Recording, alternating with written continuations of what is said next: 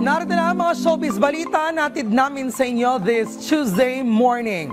Una rito, Kisses Delavigne, ballet student na sa New York.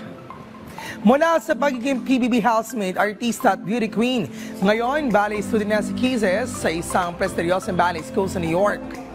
Viral ang mga larawan niya sa isang performance sa Spring Showcase ng Martha Graham School, kung saan isinayaw ni Kisses ang excerpt mula sa Letter to the World. Ayon sa program notes, ang eksenang ito ay tungkol sa lively social gathering na nagpapakita ng themes ng unity at shared joy. Mababalikang si Kisses ay una nakilala ng publiko na maging second big placer siya sa isang reality show noong taong 2016. Matapos ito, lumabas siya sa ilang programa kung saan nahasa ang kanyang acting at hosting skills. Noong November 2017, inilabas si Kisses ang kanyang debut album bilang bahagi ng kanyang transition mula sa pag-aartista patungo sa pagiging recording artist.